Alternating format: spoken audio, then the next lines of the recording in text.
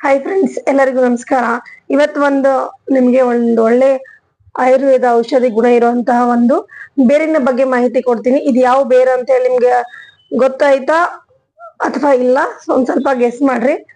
Guess ಮಾಡ್ತಾ ಇರಿ, ನಾನು ನಿಮ್ಗೆ ಹೇಳ್ತೀನಂತೆ. ಒಂದು ಕ್ಲೂ ಕೊಡ್ಲಾ? ಇದು ನನ್ನ ಗಾರ್ಡನ್ ಅಲ್ಲಿ ಬೆಳೆದಿದ್ದೆ. ಆಲ್ರೆಡಿ ನಾನು ಇದ್ರ ಬಗ್ಗೆ ವಿಡಿಯೋನ ಶೇರ್ ಮಾಡೀನಿ, ಹಾರ್ವೆಸ್ಟಿಂಗ್ ವಿಡಿಯೋ. ಮತ್ತೆ ಇದ್ರ ಒಳಗಡೆ ಯಾವ ಬಣ್ಣ ಇದೆ ಅಂತಂದ್ರೆ ನಿಮ್ಗೆ ತೋರಿಸ್ತೀನಿ ನೋಡ್ರಿ, ಒಂದ್ ಮುರಿದ್ಬಿಟ್ಟು. ಇದು ಅರಿಶಿನ ಅಲ್ಲ.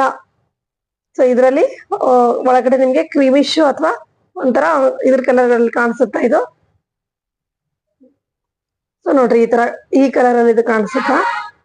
ಇದು ಅರಿಶಿನ ಅಂತೂ ಅಲ್ಲನೇ ಅಲ್ಲ. ಅರಿಶಿನ ಅಂತ ನೀವು ಗೆಸ್ ಮಾಡ್ಬೇಡ್ರಿ. ಆದ್ರೆ ಇದ್ರ ಉಪಯೋಗ ಮಾತ್ರ ಬಹಳಷ್ಟು ಇದಾವ. ನಾನು ಫಸ್ಟ್ ಇದ್ರ ಉಪಯೋಗ ಎಲ್ಲ ಹೇಳ್ಬಿಡ್ತೀನಿ, ಲಾಸ್ಟ್ ಅಲ್ಲಿ ನಿಮ್ಗೆ ಇದು ಏನಂತ ಹೇಳಿ ಹೇಳ್ಕೊಡ್ತೀನಿ.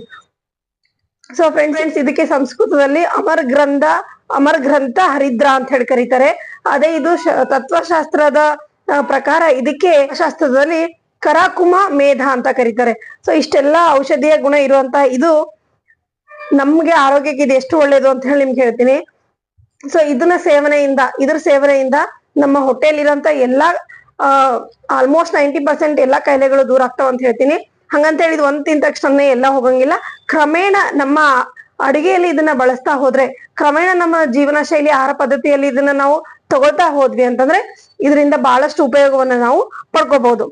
ಇದು ಟೇಸ್ಟಿಯಾಗೂ ಇರುತ್ತಾ, ತಿನ್ನಕ್ಕೆ ಎಲ್ರು ಇಷ್ಟಪಡ್ತಾರೆ, ಅಷ್ಟು ಚೆನ್ನಾಗಿರೋಂಥದ್ದು. ಇದನ್ನ ಎಲ್ಲಾ ಕಡೆ ಆಲ್ಮೋಸ್ಟ್ ಸಿಗುತ್ತ ಅಂತ ನಾನು ಅನ್ಕೋತೀನಿ. ಬಟ್ ಇತ್ತೀಚೆಗೆ ಏನಾಗಿದೆ ಅಂತಂದ್ರೆ ಇದು ಒಂದು ಆಯುರ್ವೇದದಲ್ಲಿ ಮತ್ತೆ ಈ ನ್ಯಾಚುರಲ್ ಥಿಂಗ್ಸ್ ಗಳಲ್ಲಿ ಇದನ್ನೊಂದು ಆಡ್ ಮಾಡಿದ್ದಾರೆ. ಎಲ್ರು ಇದ್ರ ಬಗ್ಗೆ ಸಾಕಷ್ಟು ಜಾಗೃತಿನೂ ಆಗಿದ್ದಾರೆ. ಇದು ತಿನ್ನೋದ್ರಿಂದ ನಮ್ಮ ಹೊಟ್ಟೆಯಲ್ಲಿರೋಂತ ಈ ಆಸಿಡಿಟಿ ಪ್ರಾಬ್ಲಮ್ ಆಗಿರ್ಬೋದು, ಅಜೀರ್ಣ ಆಗಿರ್ಬೋದು, ಅಥವಾ ಇನ್ನೊಂದು ಈ ಅಲ್ಸರ್ ಅಂತ ಹೇಳಿ ಬರ್ತವೆ, ಕೆಲವೊಂದು ಹೊಟ್ಟೆ ಹುಣ್ಣುಗಳಂತ ಬರ್ತವೆ. ಇಂಥವೆಲ್ಲ ಕೂಡ ಆರಾಮಾಗಿ ನಾವು ಮನೆಯಲ್ಲಿನೇ ಇದರಿಂದ ಪರಿಹಾರವನ್ನ ಕಂಡ್ಕೋಬಹುದು. ಮತ್ತೆ ಅನ್ನನಾಳಕ್ ಸಂಬಂಧಪಟ್ಟಂಗ ಆಗಿರ್ಬೋದು, ಮತ್ತೆ ನಮ್ ಜಠರಕ್ಕೆ ಸಂಬಂಧಪಟ್ಟಂಗ ಆಗಿರ್ಬೋದು, ಇದನ್ನೆಲ್ಲ ಶುದ್ಧ ಮಾಡುತ್ತಾ ಇದ್ರಲ್ಲಿ ಅಷ್ಟೊಂದು ಔಷಧಿ ಗುಣ ಇದೆ. ಇದನ್ನ ಯಾವ ರೀತಿ ಸೇವನೆ ಮಾಡೋದು ಅಂತ ಹೇಳಿದ್ರೆ, ಇದನ್ನ ನಾವು ಅಡಿಗೆಯಲ್ಲೂ ಬಳಸ್ಬೋದು ಅಥವಾ ಹಸಿಯಾಗಿನೂ ಕೂಡ ಇದನ್ನ ತಿನ್ಬಹುದು. ಹಸಿಯಾಗಿ ತಿನ್ನೋದ್ರಿಂದ ನಾವು ಬಹಳಷ್ಟು ಇದ್ದದ ಲಾಭವನ್ನ ಪಡ್ಕೋಬಹುದು. ಇದು ಬೇರು, ಇದು ಒಂದು ಬೇರು. ಇದು ನಾನು ಮನೇಲೆ ಬೆಳೆಸಿದೀನಿ. ಇದೇನಂತ ಹೇಳ್ಬೇಕಂತಂದ್ರೆ ಇದು ಮಾವಿನ ಶುಂಠಿ. ಇದು ಒಂದು ಮಾವಿನ ಶುಂಠಿ.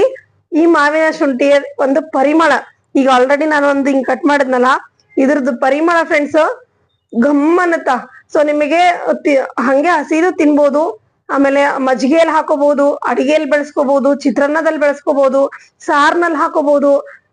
ಈ ತರ ಕ್ರಮೇಣ ನಾವು ಅಡಿಗೆ ಅಲ್ಲಿ ಬಳಸ್ತಾ ಹೋದ್ವಿ ಅಂತಂದ್ರೆ ನಮ್ಮ ಆರೋಗ್ಯವನ್ನ ನಾವು ಸಾಕಷ್ಟು ಸುಧಾರಣೆ ಮಾಡ್ಕೋಬಹುದು ಅಂತ ನಾನು ಹೇಳ್ತೀನಿ. ಇತ್ತೀಚೆಗೆ ಬಹಳಷ್ಟು ಕೆಮಿಕಲ್ ಐಟಮ್ಸ್ ನಾವು ತಿಂತಾ ಇರ್ತೀವಿ. ಇದನ್ನ ಮನೆಯಲ್ಲೇ ಬೆಳ್ಕೊಂಡು, ಹೋಮ್ ಗ್ರೋನ್, ಮನೆಯಲ್ಲೇ ನೀವು ಸಣ್ಣ ಪಾಟ್ ಅಲ್ಲಿ ಕೂಡ ಬೆಳೆಸ್ಕೊಂಡು ಇದನ್ನ ನೀವು ಸೀಸನ್ ಅಲ್ಲಿ ಬೆಳೆಸ್ಕೊಂಡು ವರ್ಷ ಪೂರ್ತಿ ಇದನ್ನ ಫ್ರಿಡ್ಜ್ ಅಲ್ಲಿ ಇಟ್ಕೊಂಡು ಅಥವಾ ಮಣ್ಣಲ್ಲಿನೇ ನಾವ್ ಇಟ್ಕೊಂಡು ಇದನ್ನ ಸೇವ್ ಮಾಡ್ಕೋಬಹುದು. ಮತ್ತೆ ಕ್ರಮೇಣ ಇದನ್ನ ನಾವು ಸೇವನೆ ಮಾಡ್ಕೋಬಹುದು. ಇದ್ರದ್ದು ಒಂದ್ ಹೇಳ್ಬೇಕಂದ್ರೆ, ಈ ತರ ಮೇಲಿನ ಸಿಪ್ಪೆನ ತೆಗೆದ್ಬಿಟ್ಟು, ಈ ಮೇಲಿನ ಸಿಪ್ಪೆ ತೆಗಿಬೇಕಂದ್ರೆ ಅಷ್ಟೊಂದು ಘಮ ಬರ್ತಾ ಇದೆ. ಇದ್ರದಲ್ಲಿ ಆ ಒಂದು ಶುಂಠಿಯ ಪರಿಮಳಕ್ಕಿಂತ ಆ ಮಾವಿನ ಪರಿಮಳ ಏನದಲ್ಲ, ಅದು ಭಾರಿ ಇದೆ. ನೀವು ಇನ್ನ ಬೇಸಿಗೆ ಬಂತು, ಇದು ಹೆಚ್ಚಾಗಿ ಬೆಳೆಯುವಂಥದ್ದು ಯಾವಾಗ ಅಂತಂದ್ರೆ ಜೂನ್ ಇಂದ ನಿಮ್ಗೆ ಅಪ್ ಟು ಜನವರಿ ಒಳಗೂ ಇದನ್ನ ನೀವು ಸಿಗುತ್ತೆ ನಮಗಿದು. ನಾವು ಜೂನ್ ಜುಲೈನಲ್ಲಿ ಇದನ್ನ ನಾಟಿ ಮಾಡಿದ್ವಿ ಅಂತಂದ್ರೆ ಒಂದ್ 5 ರಿಂದ 6 ತಿಂಗಳಲ್ಲಿ ಆರಾಮಾಗಿ ನಾವು ಇದನ್ನ ಹಾರ್ವೆಸ್ಟ್ ಮಾಡ್ಕೋಬಹುದು. ಇಲ್ಲ ಅದಕ್ಕಿಂತ ಬೇಗನೂ ಮಾಡ್ಕೋಬಹುದು. ನಾವು ಹಾಕೋ ಇದ್ರಲ್ಲಿ ಜಾಸ್ತಿ ನೀರ್ ಇರಬಾರ್ದು, ಜಾಸ್ತಿ ಬಿಸಿಲು ಇರಬಾರ್ದು ಇದಕ್ಕೆ. ಇದನ್ನ ಜಸ್ಟ್ ನಾವು ಉಪ್ಪಿನ ಜೊತೆ ಹಚ್ಕೊಂಡು ಈ ರೀತಿ ಸೇವನೆ ಮಾಡೋದ್ರಿಂದ ಸಾಕಷ್ಟು ಲಾಭಗಳಿದಾವೆ. ಮತ್ತೆ ತಿನ್ನೋದ್ರಿಂದ ಯಾವುದೇ ಬಾಯಿ ಉರಿ ಇರೋದಿಲ್ಲ. ಬೇರೆ ಶುಂಠಿ ತರ ಇದ್ರದ್ದು ನಾವು ಸೇವನೆ ಮಾಡ್ಲಿಕ್ಕೆ ಆಗಲ್ಲ ಅನ್ನೋದ್ರಿಲ್ಲ. ಅದ್ರ ಜೊತೆಗೆ ಈ ಗಂಟ್ಲ ಹುಣ್ಣು, ಗಂಟ್ಲಕ್ಕೆ ಸಂಬಂಧಪಟ್ಟಂಗೆ ನಮ್ಮ ಥ್ರೋಟ್ ಇನ್ಫೆಕ್ಷನ್ ಏನಾರ ಆಗಿತ್ತಂತಂದ್ರೆ, ನೆಗಡಿ, ವಾತ, ಪಿತ್ತ, ಕಫ, ಇಂಥವಕ್ಕೆಲ್ಲ ಪಿತ್ತು, ಇದನ್ನೆಲ್ಲ ಕ್ರಮೇಣ ಕಡಿಮೆ ಮಾಡ್ತದೆ ಇದು. ಇದ್ರ ಸೇವನೆ ಭಾರಿ ಒಳ್ಳೇದು. ಇದನ್ನ ಒಂದ್ಸತಿ ನೀವು ತಿನ್ನೋದನ್ನ ಸ್ಟಾರ್ಟ್ ಮಾಡ್ರಿ. ಇದನ್ನ ನೀವೇ ಹೆಂಗಂತೀರಂದ್ರೆ ಇದನ್ನ ಇರ್ಲಾರ್ದೆ ನೀವು ಅಡಿಗೆನೆ ಮಾಡಲ್ಲ ಅನ್ನೋ ಇದಕ್ಕೆ ಬರ್ತೀರ. ಅಷ್ಟೊಂದು ಚೆನ್ನಾಗಿರೋಂತ ಒಳ್ಳೆ ಗುಣಗಳಿರೋಂತ ಈ ಒಂದು ಪದಾರ್ಥ. ಸೊ ಇದನ್ನ ನಮ್ಮ ಬಿಸಿಲ್ನಾಡಲ್ಲೇ ನಾನು ಬೆಳಿತೀನಿ ಅಂದ್ರೆ ಇದನ್ನ ಆಲ್ಮೋಸ್ಟ್ ನೀವು ಕೂಡ ಬೆಳಿಬಹುದಂತ ನನ್ಗನ್ಸುತ್ತ. ಸೊ ಓಕೆ ಫ್ರೆಂಡ್ಸ್, ಇದ್ರ ಬಗ್ಗೆ ಮಾಹಿತಿ ನಿಮ್ಗೆ ಏನಾರ ಇಷ್ಟ ಆಗಿತ್ತು ಅಂತಂದ್ರೆ ಒಂದ್ ಲೈಕ್ ಮಾಡ್ರಿ, ಚಾನೆಲ್ ನ ಸಬ್ಸ್ಕ್ರೈಬ್ ಮಾಡ್ಕೊಂಡು ಸಪೋರ್ಟ್ ಮಾಡಿ ಫ್ರೆಂಡ್ಸ್. ಮತ್ತೆ ಮುಂದಿನ ವಿಡಿಯೋನಾಗ ಸಿಗ್ತೀನಿ. ನಮಸ್ತೆ.